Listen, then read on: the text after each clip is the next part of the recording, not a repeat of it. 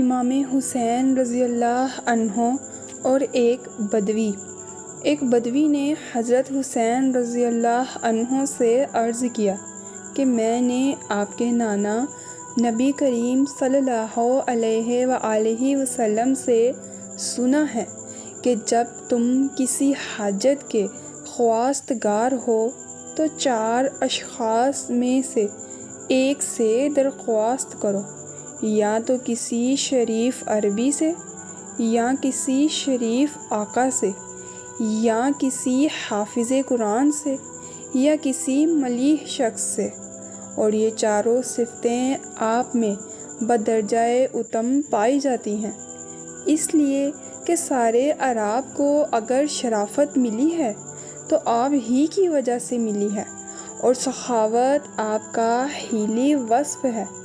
رہا قرآن تو وہ آپ کے گھر ہی اترا ہے۔ اور ملاحت کے متعلق عرض ہے کہ میں نے آپ کے نانا حضرت محمد صلی اللہ علیہ وآلہ وسلم سے سنا ہے کہ جب تم مجھے دیکھنا چاہو تو حسن و حسین کو دیکھ لو۔ بدوی کی یہ گفتگو سن کر حضرت امام حسین رضی اللہ عنہ نے فرمایا، کیا حاجت ہے، بیان کر۔ بدوی نے اپنی حاجت زمین پر لکھ کر بیان کی۔ اس پر امام حسین رضی اللہ عنہ نے فرمایا کہ میں نے اپنے نانا جان سے سنا ہے کہ نیکی بقدر معرفت ہوا کرتی ہے۔ میں تجھ سے 3 مسئلے پوچھتا ہوں، اگر تو نے ان میں سے ایک کا جواب دے دیا تو اس تھیلی کا تیسرا حصہ تیری نظر ہے، اور اگر 2 کا جواب دیا تو 2 حصے تیرے ہوں گے، اور اگر تینوں کا جواب دے دیا تو ساری تھیلی تیری نظر کر دوں گا۔ بدوی نے کہا، دریافت فرمائیے۔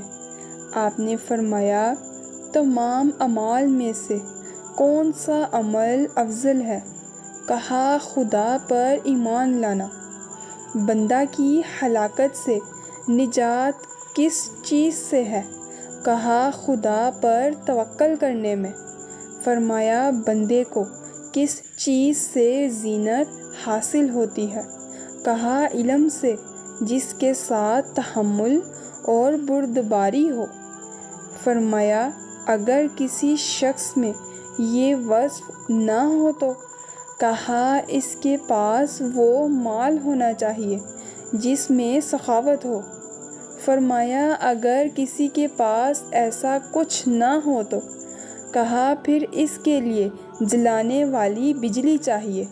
حضرت امام حسین رضی اللہ عنہ ہنس پڑے اور بدوی کو پوری تھیلی دے دی۔